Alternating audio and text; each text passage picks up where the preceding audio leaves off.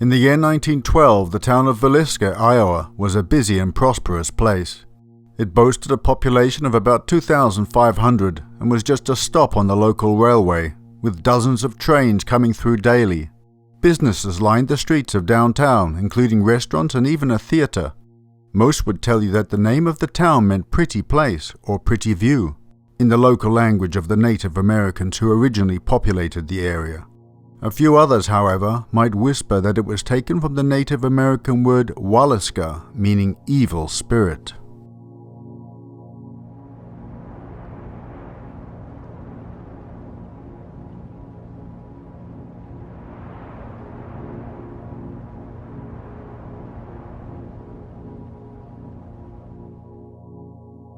Amongst the hustle and bustle of the city you would find the Moore family. Patriarch Josiah B. Moore, age 43, was a prominent businessman and well liked by the community. He owned Moore Implement Company, which had a lucrative John Deere dealership. He had married his wife Sarah in 1899 and together they had 4 children. The eldest was Herman Montgomery, aged 11. Next was Mary Catherine, aged 10, then Arthur Boyd, aged 7. And the youngest was Paul Vernon, age 5. Sarah Moore, age 30, was active in the community and especially in the Presbyterian Church. She often helped organize functions, including the end-of-the-year Children's Day service.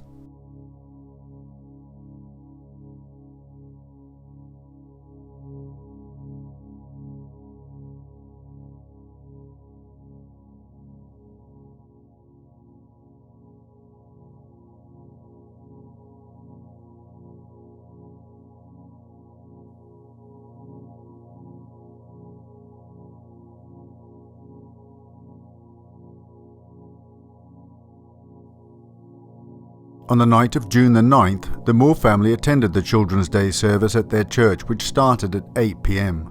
The children performed speeches and recitations and other small entertainments, and the program ended with some social mingling.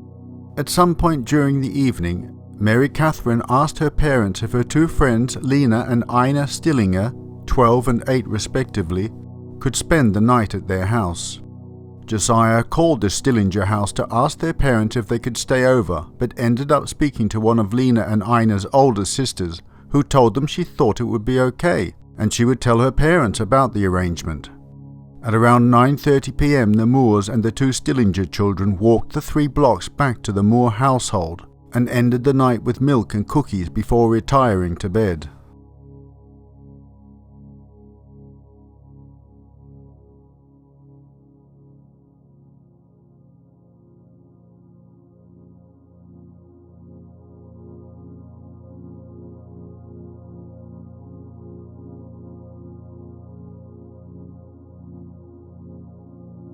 At about 5 a.m. the next morning, Mary Peckham, the Moore's next-door neighbour, went out into a yard to hang some laundry out.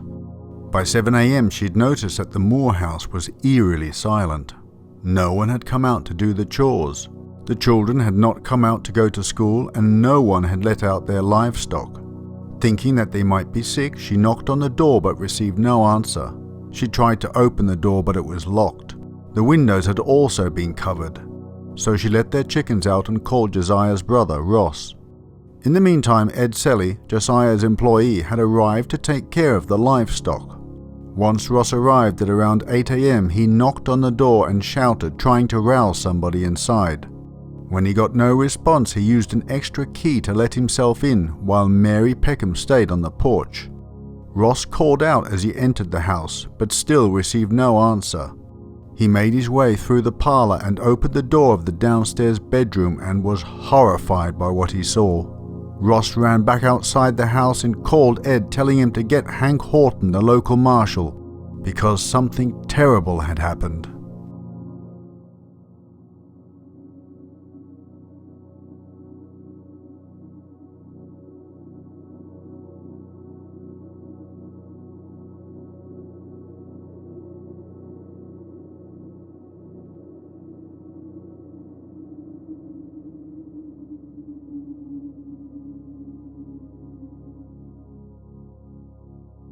Hank arrived shortly after and entered the house. When he came back out, he shakily commented, Someone murdered in every bed. He then went to get Dr. J. Clark Cooper. By now, word had started to spread about the murders, and people had begun to gather. Once Hank and Dr. Cooper had arrived back at the house, they were met by Dr. Howe and Mr. Ewing, the Presbyterian minister. They all entered the house together. As they investigated the scene, people began to sneak in to gawk at the carnage. The few people there to investigate couldn't stop them from getting in. It is estimated that over 100 people trampled through the house and destroyed who knows what evidence. One even took a piece of Joshua's skull as a souvenir.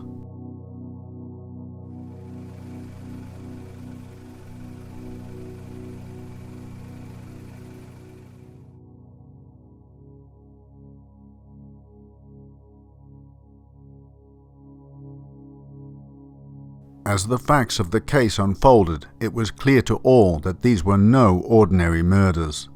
The murderer or murderers were thought to have picked up Joshua's axe, which had been left in the coal shed, and entered the house through an unlocked door. Some think the killer or killers entered before the family returned to the house from church and waited in the attic, where some sources say 2 cigarette butts were found. Others think the murderer entered after they'd all gone to sleep. The coroner estimated that the murders took place sometime between midnight and 5 a.m. After entering the house, a lamp was picked up from downstairs. The chimney removed and the wick bent down so the flame would burn extra low. The murderer then proceeded upstairs or came down from the attic and went to Joshua and Sarah's room. He then used the blunt side of the axe to crush Joshua and Sarah's heads, swinging the axe so high he put gouge marks in the ceiling. After he was finished with them, he then went to the children's room, also on the second floor. All 4 of the Moore children were sleeping in one room, but in separate beds. The murderer again used the blunt side of the axe to obliterate the heads of the sleeping children, also putting gouge marks in the ceiling of their room. None of those killed so far had shown any signs that they had awoken during the attack.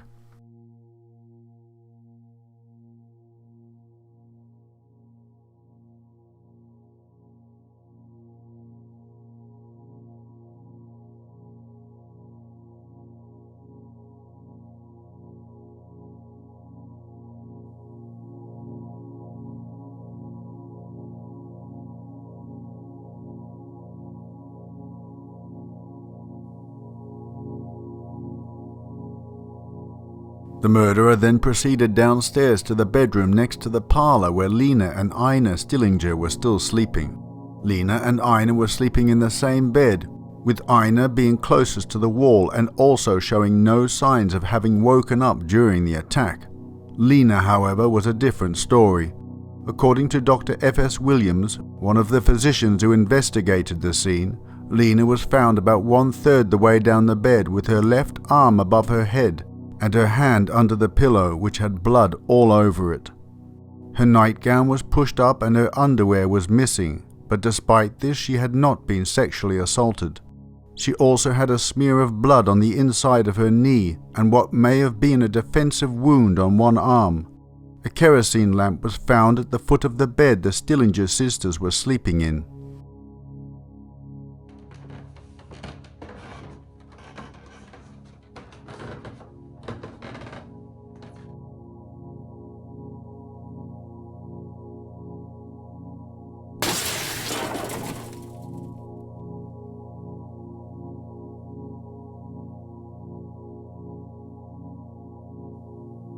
After attacking everyone in the house, the murderer then went back upstairs with the axe and continued beating Joshua and Sarah's heads to a bloody pulp. A shoe had been found on its side on the floor at the edge of the bed that had blood both in it and under it, suggesting to the investigators that the original attack had caused blood to drip into the shoe, and then during the second attack the killer had knocked it over. At some point the murderer had set the lamp down at the foot of the bed and left it there. The chimney to the lamp was found underneath a dresser. Then the bedclothes were pulled up to cover the victims. The murderer next pulled the victims' clothing over their faces. He then covered all the mirrors in the house and any windows that didn't have shades. All of the windows that had shades were found with them down.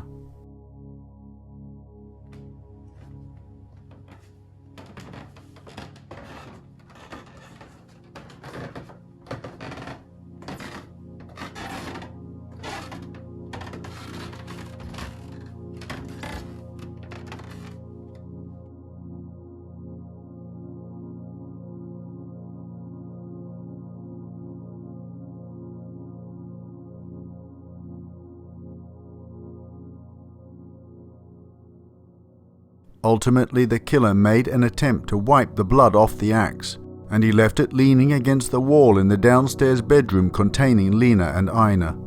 A short section of keychain was discovered on the floor of the room that didn't belong to the Moores or Stillingers.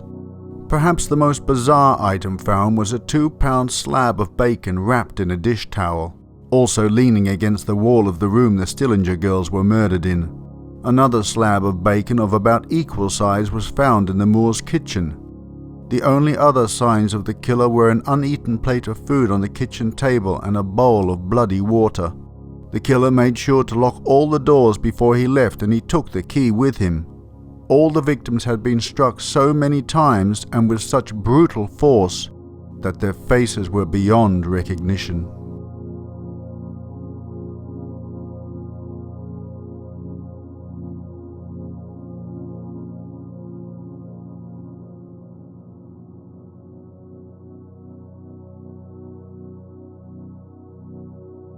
Later on the day the murders were discovered, many search groups were formed to try and locate the killer, who most thought must be a deranged tramp.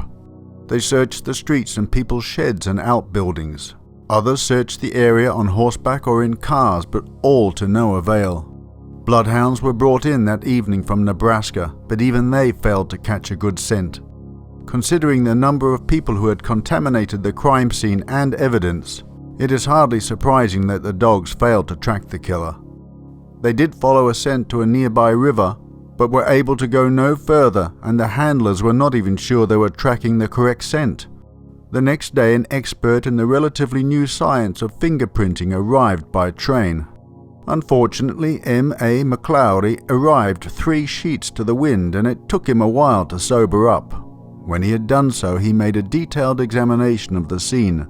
Though he found no usable fingerprints, his examination of the blood spots and the axe gouges in the ceiling led him to the conclusion that the murderer was left-handed.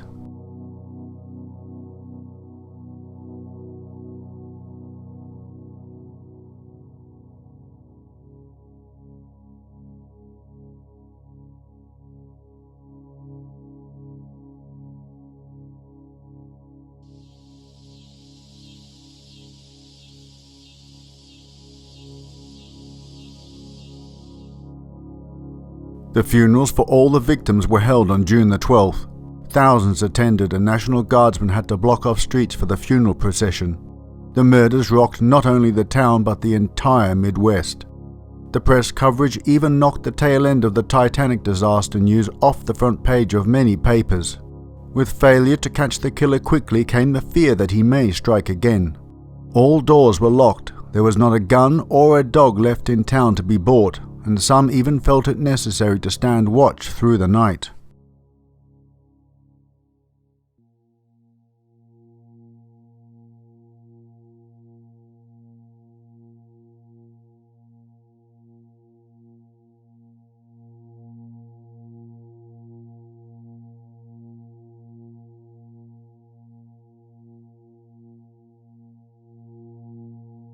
Suspects did surface in the investigation, but no one has ever been convicted of the crime. One of the first suspects was Andrew Sawyer. He was a transient who took a job with a railway crew the morning the murders were discovered and was behaving suspiciously. He was said to have information about the murders that was not released to the general public. In addition, he talked about it obsessively and he slept with an axe. But apart from his odd behavior, there was no real evidence to tie him to the crime, and he was never charged. The next and most controversial suspect was Frank F. Jones. Jones was an Iowa state senator and a Villisca business owner. Josiah had worked for Frank for 7 years at his farm equipment store, and when Josiah left to set up a competing business, he took the John Deere dealership with him. In addition to this, there was a rumor that Joshua had once had an affair with Frank's daughter-in-law. By the time of the murders, their animosity for each other had become so bad that they would cross the street to avoid walking past each other. People suspected him of hiring someone to kill the Moores. Though he was never actually brought up on charges, there was a grand jury investigation. Those convinced of his guilt campaigned against him, and the scandal ruined his political career.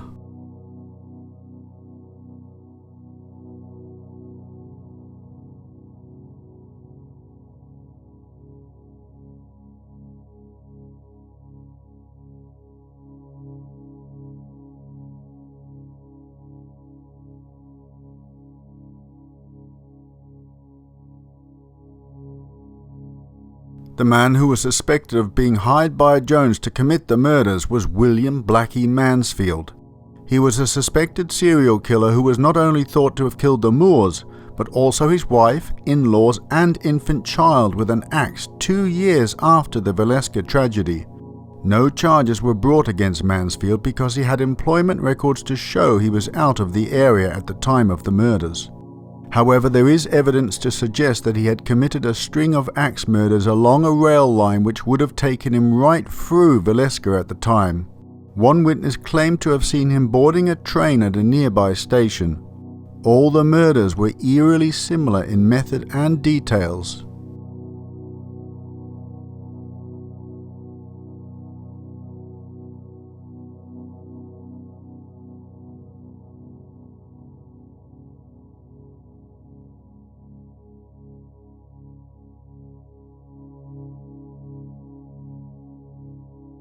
The next suspect on this list was the Reverend Lynn George Jacqueline Kelly.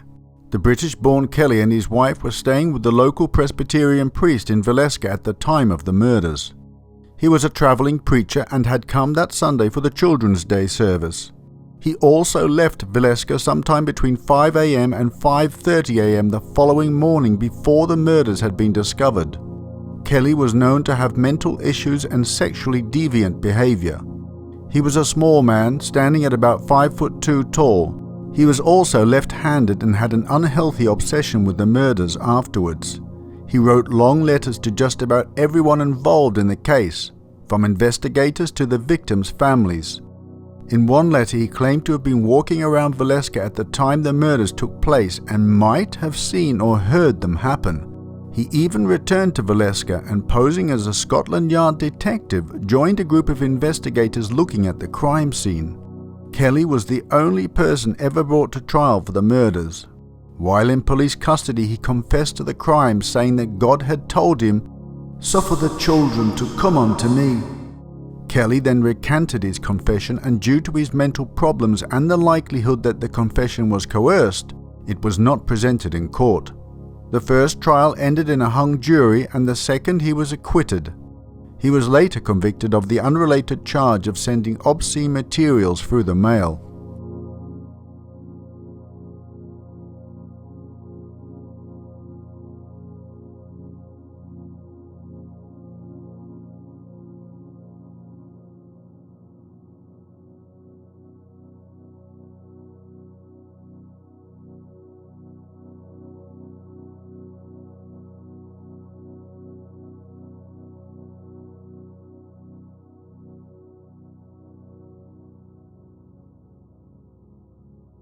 The last known possible suspect was Henry Lee Moore. Henry was not related to the victims. However, his mother and grandmother were slain by an assailant with an axe in a similar fashion not long after the Villisca murders. He himself was convicted of the crime and was given a life sentence. He was a dangerous drifter, and like Mansfield, he was suspected of committing the string of axe murders throughout the Midwest. Many consider him the best candidate for the Villisca murders.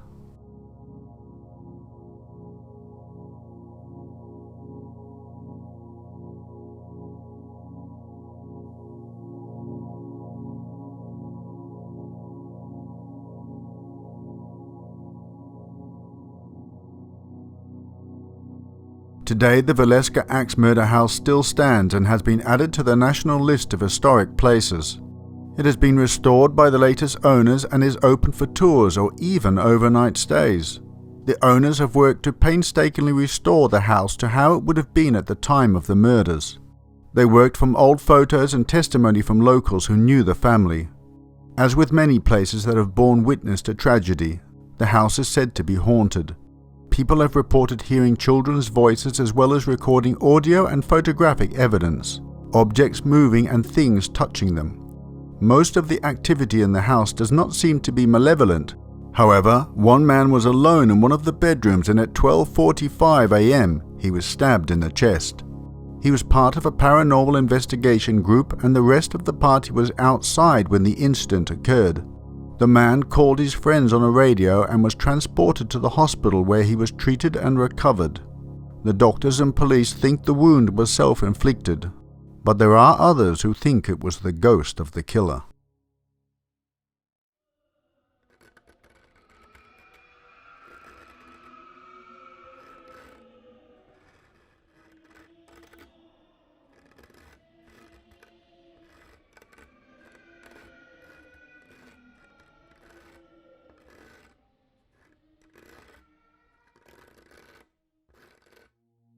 My dear viewers, I hope you enjoyed that presentation. That story was researched by Sarah again. Wonderful job, Sarah. Thank you so much. Lightens my workload. Can't thank you enough, and hope you all enjoyed it, as I did. So, let us discuss the case. Well, my dear friends, many of you will already know about this case. It's a very famous case. Those of you who are outside of the US may not have heard of it, but it's very famous. I'm no great expert on it, though I have watched a few documentaries on it, and I find it a fascinating and very, very tragic case. It has sort of drawn me to it over the years, and I've come to a few conclusions which I'd like to share with you, if you want to hear them. You've got no choice, you're stuck here with me. So grab your cup of coffee, or your beer, or your wine, or your mineral water, and let's have a little look at this case. Now, I tend to think it was a drifter. Now, I'm not saying that I can hear my dog coming in the room, tip-tapping, if you can hear that, I don't know. Yeah, I'm not saying that he wasn't hired to kill them, but I still believe that he was a transient. I think the ham, the two smoked hams or whatever they were, that's very suspicious to me.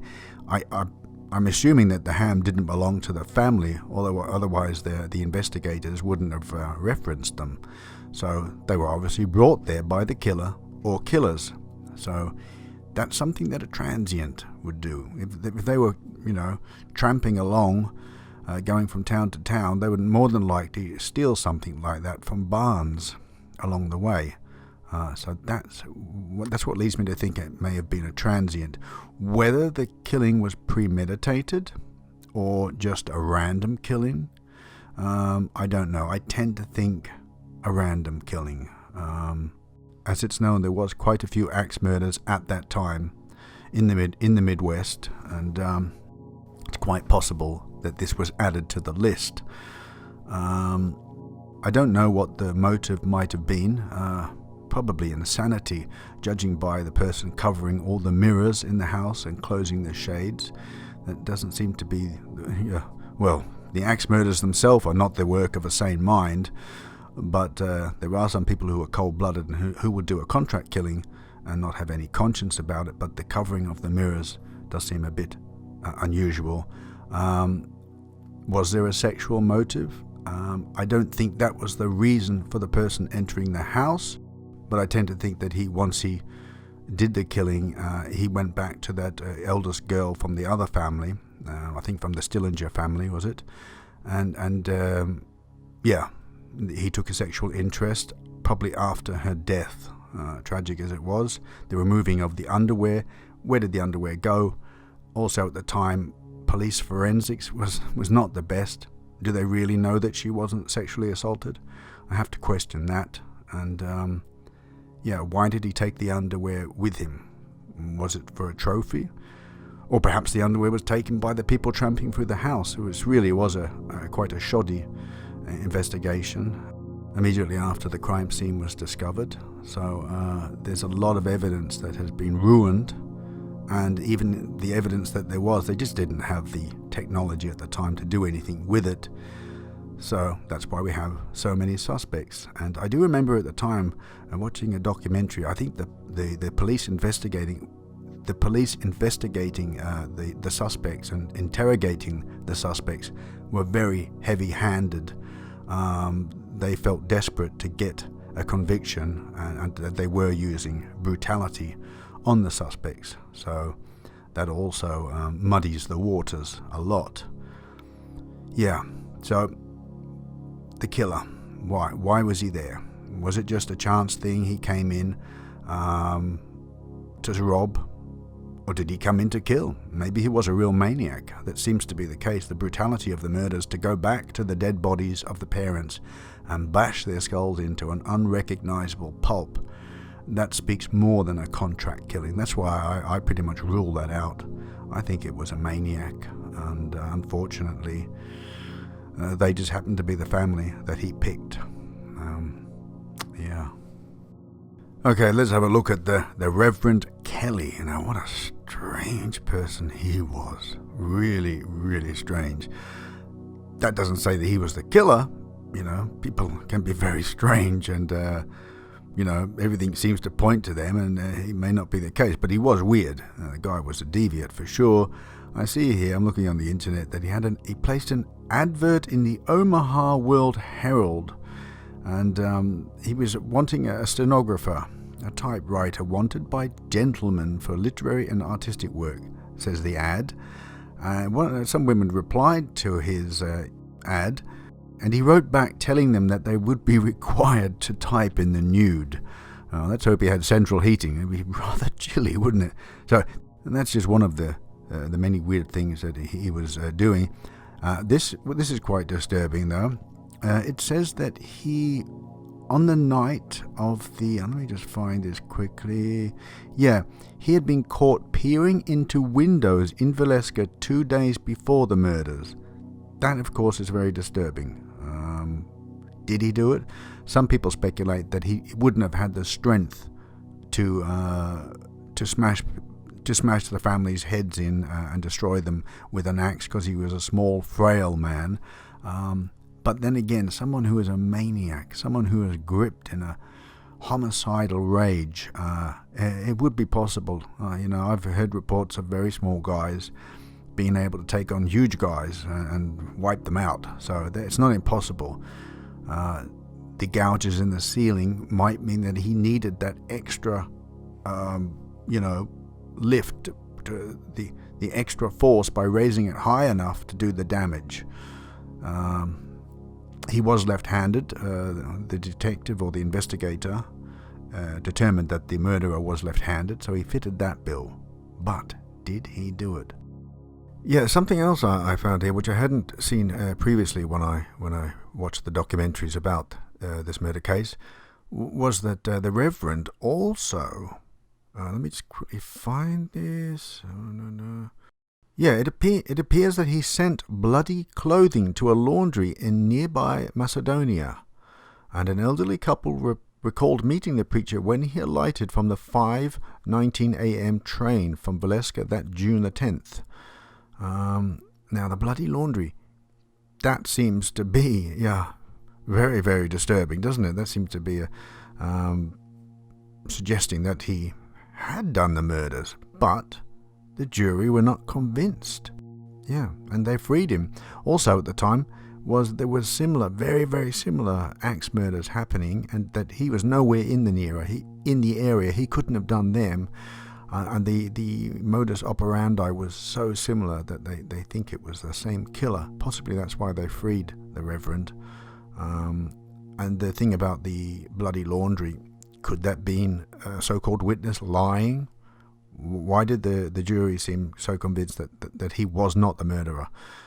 One last thing about the Reverend. I did write a comment a couple of years back under a Villisca axe murder documentary, suggesting that if it was the Reverend, that he may have chloroformed all of the victims before killing them, because none of them woke up. That's quite unusual. During that sort of carnage, you would think someone would wake up. Anyway, that was one of my suggestions, that he may have chloroformed the victims, and then there's no chance of them waking up, and he could go about his horrible business without any chance of resistance. And the other thing is about the other axe murders in the vicinity in the Midwest at that time. It's quite possible they were copycat murders. That happens a lot when there's a very famous murder case. You'll find copycat murders. So we can't rule the Reverend out. That's for sure. Before we end this, I just found another article that's very pertinent to the case. This is about the other axe murders that were happening in the Midwest. Pause it and read it at will, but you'll find some very interesting similarities between the Villisca axe murders and some of these other murders, and there are quite a few things that connect them together. especially about the lamp wick, exactly the same way that it was bent down to make the flame smaller, and also that in some of these cases, the victims were also bludgeoned with the blunt end of the axe. And also the telephone was covered. Very, very strange. So, yeah, it makes you think this whoever killed the Moores and the Stillinger children also was doing other murders at the time. There could have been a few copycats too, but I think the killer did other murders, most definitely. Have a read of that. Check it out. Very sad case. Very sad for all of those who were murdered, had their lives taken in such a brutal manner.